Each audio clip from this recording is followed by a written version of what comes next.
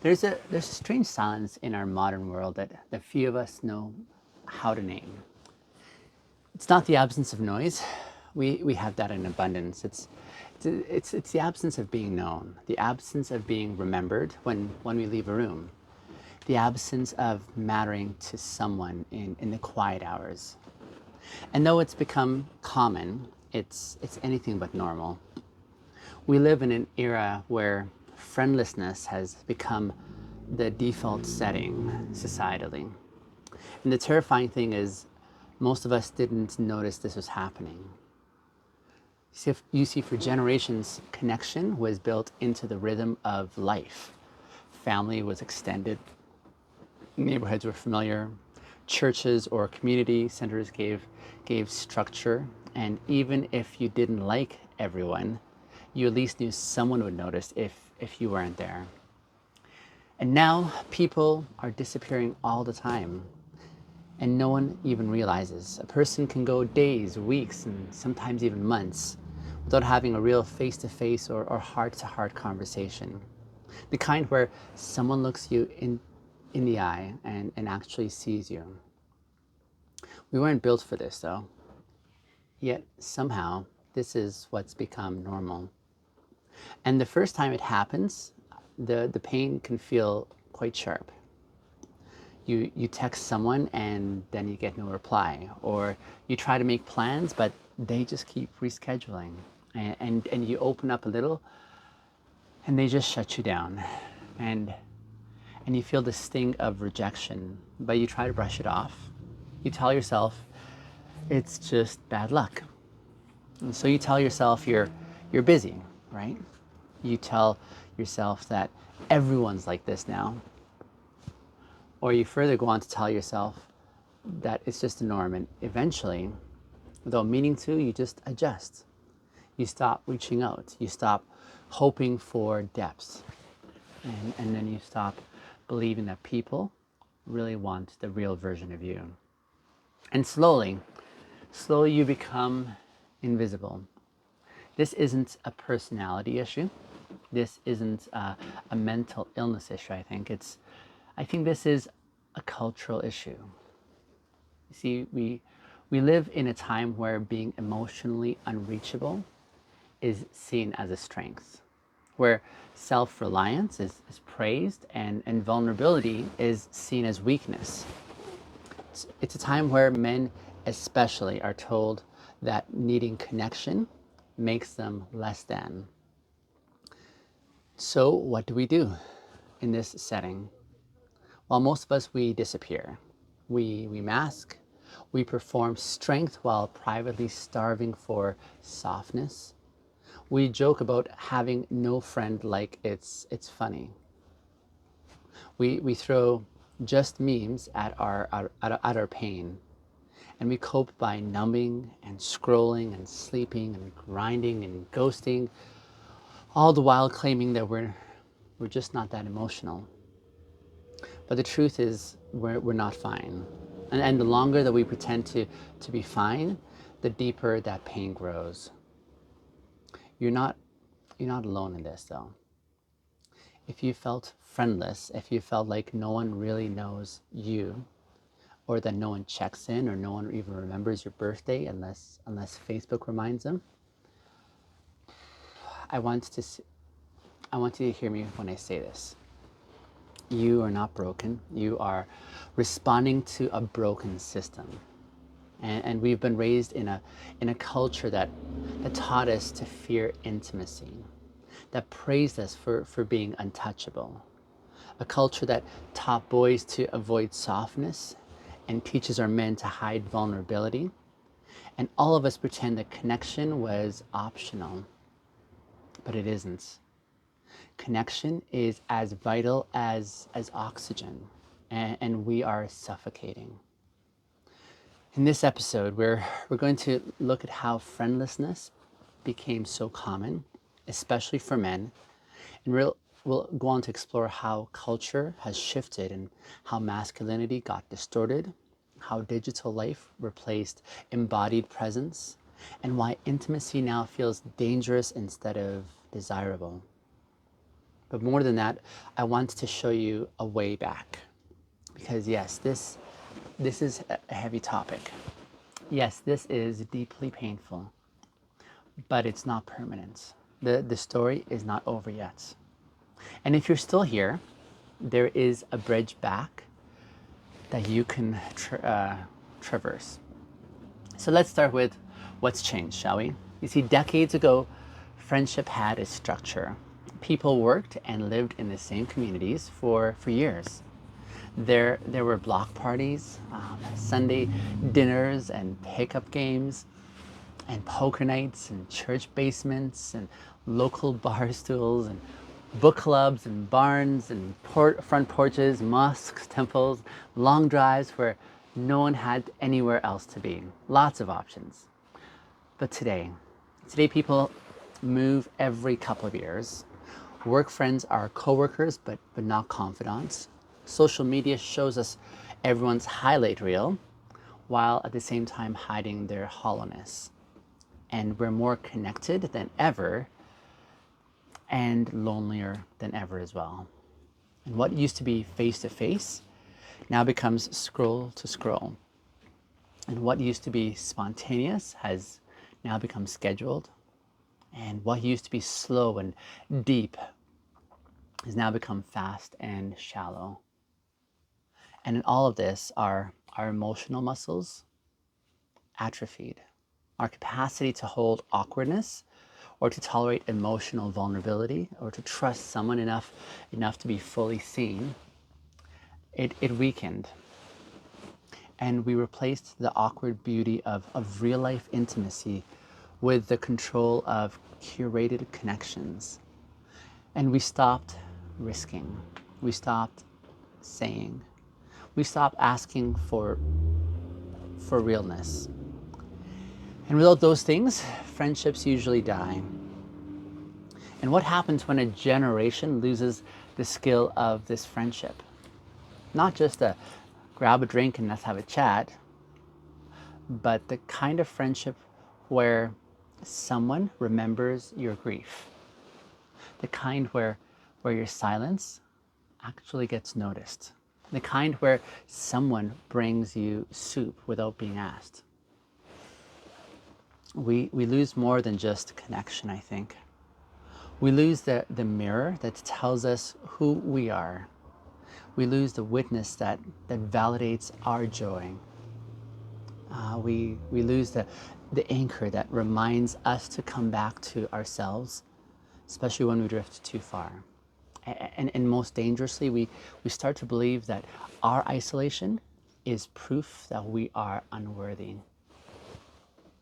And this is one of the cruelest lies that loneliness whispers. It says, if you mattered, someone would be here right now.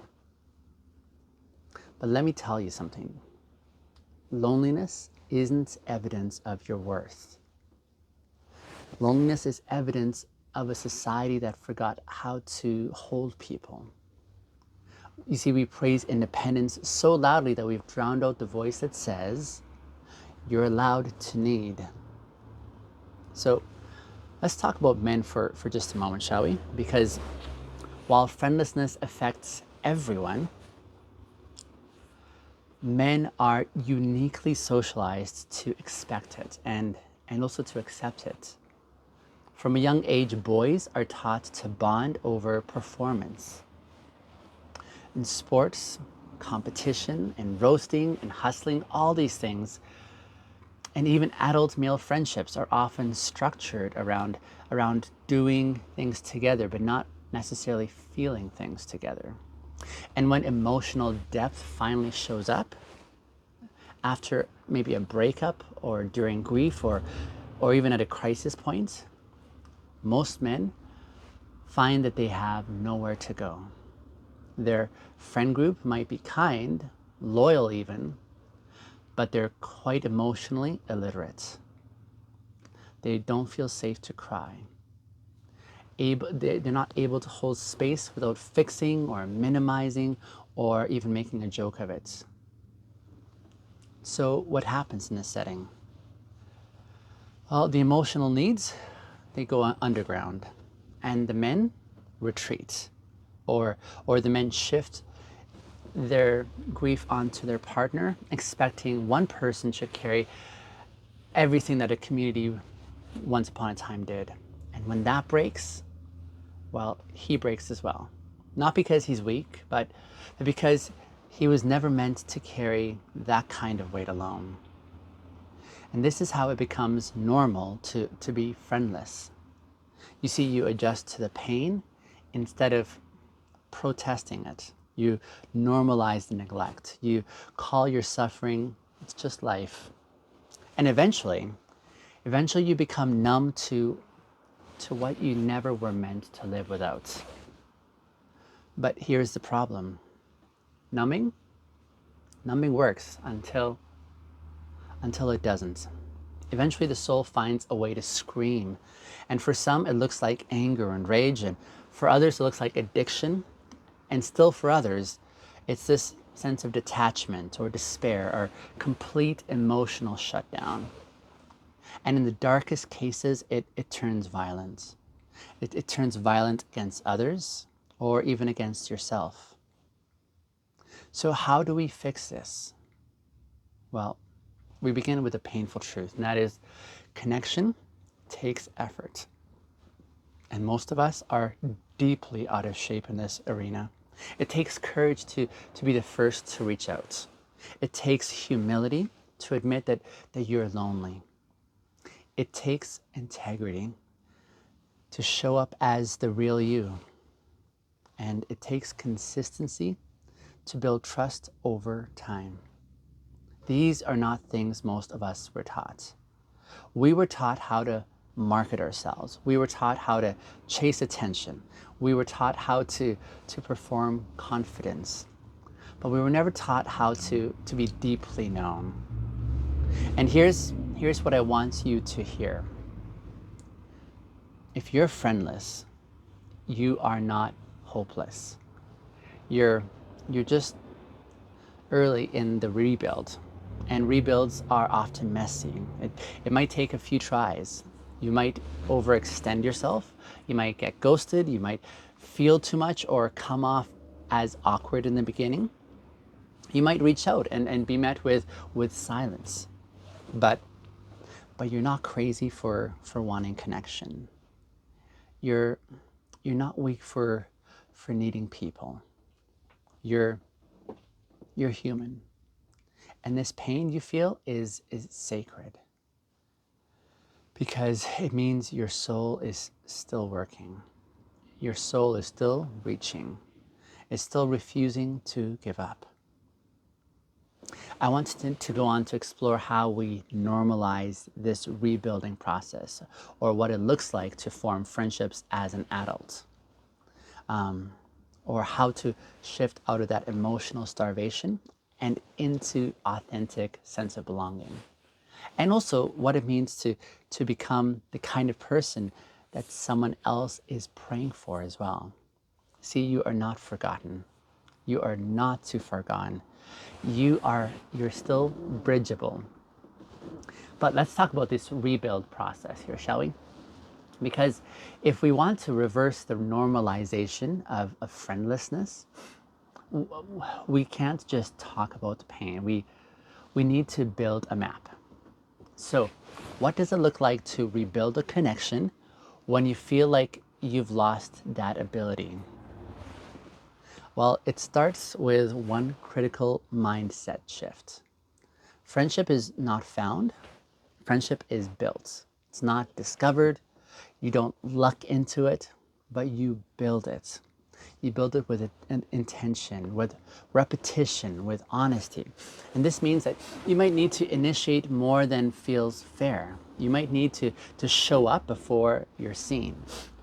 You might need to offer what you wish that someone would offer you.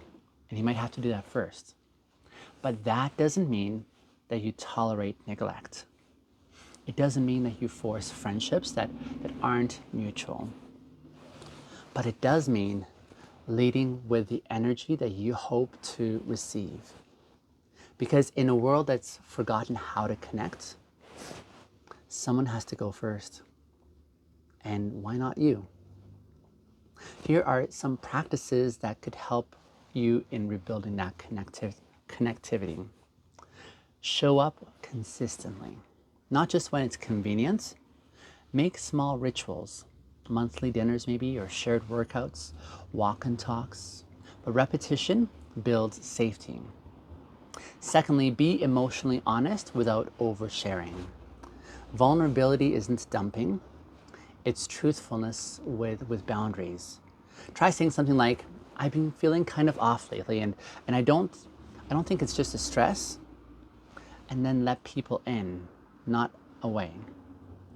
Thirdly, name and celebrate growth that you're experiencing. Tell your friends what you admire in them. Say, I've noticed how much more grounded you seem lately, or I always feel safer after we talk. Thank you for this. This nourishes emotional intimacy. Fourthly, own your loneliness without shaming yourself. Practice saying things like, I'm trying to be more intentional with friendships lately, or I've been realizing how much I miss real connection. So normalize the desire to be known. And then fifthly, diversify your friendship circles. You see, not all friends need to meet all your needs. It's okay to have a hiking friend, a deep talk friend, or a silly meme kind of a friend, a spiritual friend. The point is, belong somewhere. Now, let's talk about what not to do, okay? Because there are traps people fall into in this rebuilding process. Trap number one, waiting for others to rescue you. If you wait to be found, you'll likely stay hidden. Most people aren't emotionally literate enough to recognize your loneliness unless you name it. And then trap number two, expecting depth too fast. You can't microwave intimacy. It takes time to trust and to share experiences. So don't rush vulnerability. It'll come, that space will feel safe after a moment. Thirdly, masking to earn early connection. If people are drawn to your performance, they cannot love the real you. So dare to bring your full self, even if it feels risky. That's the only way to rebuild something real. There's something really sacred about rebuilding your circle with intention. And so you start to realize that you don't need 100 people. You just need to go and meet a few good ones. A handful of souls who see the real you. People who text back, people who show up, people who ask how you're doing and actually mean it when they ask it. They're out there. But you don't find them while you're hiding. You find them instead by becoming who you're looking for. And here's something else I want to say, especially to the men who are listening. It is okay to want friends. It's okay to need emotional connection. It's okay to feel tender and soft and lost or overwhelmed. These feelings don't disqualify you from your masculinity. They root you in real strength. Because the man who refuses to numb, the man who dares to feel, the man who tells the truth, even when it costs him his comfort, that is the man who is safe. That's the man who is worthy. That is a man who is ready. And you don't have to be perfectly healed. You don't have to know all the right words. You just have to be present, and you just have to be real. And in this final part here, as I'm landing the plane, we're going to talk a little bit about what the future could be. What does it look like to become a culture builder? To be someone who not only heals their own isolation, but to become a place of safety for others who are still hiding. Because once you've made it back to the bridge, you don't just cross it. You in essence, you're helping to rebuild it for the next person who's still stuck on the other side. So let's talk about what happens next once you begin to rebuild. because this isn't just about not being lonely anymore. This is now about becoming someone who builds connection everywhere you go. A culture shifter is what we're talking about, a bridge builder, a safe place for others and for yourself. See, the opposite of loneliness isn't just proximity, it's intimacy. It's the freedom to be fully known without fear, to be loved for, not for your performance, but for your presence. And when you find even one person who's like that, it changes your nervous system. It it rewrites the story that you tell yourself in the quiet moments in your mind. It gives you the courage to come out of hiding. But here's the thing. Most people don't know that kind of love until someone shows it to them. So what if you become that someone? That's how we begin to change the norm. We, in essence, stop asking, why is there no one for me? But then we start asking, how can I be there for someone else?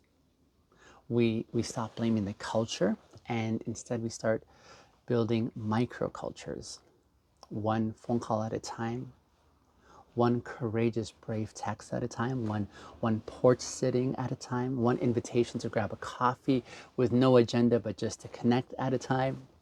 This is slow work, but it is sacred work, and over time it adds up. So here are 3 guiding commitments for those who want to become these culture shifters. Number 1, be curious instead of cruel. Cruel distances, and curiosity draws one near. Linger longer in conversations and show interest in people's stories, not just in their highlight reels. See, connection begins where performance ends. Number 2, normalize the check-in. Most people are starving for someone to remember them. So send that random, hey, I was just thinking of you text. Or ask how someone's heart is, not just their schedule.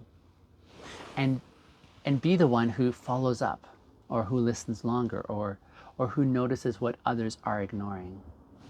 And then thirdly, create safe spaces for real conversation and talk. Host dinners, start discussion groups, text a friend and ask, want to talk about what's really going on in your life and mine? You don't need a degree to be a safe place. You just need consistency and care and the courage to be real. And if enough of us commit to doing this, we won't just end up being friendless for ourselves. We're going to end it for others as well too, because the thing about emotional safety is that it has this ripple effect. When one man models vulnerability, others feel this permission to also be open as well. And when one woman shares her story, it makes others feel less alone. When one human chooses presence over performative connection, it creates this beautiful space for healing. So you don't need a massive platform to shift the norm. You just need the integrity to show up as the real you. And you need the intimacy to let others do the same. This episode is for the ones who feel forgotten. It's for the ones who carry jokes like armor and silence like a second skin. It's for the ones who wonder if maybe they just weren't meant to be known deeply. But you were, and you are. You always have been.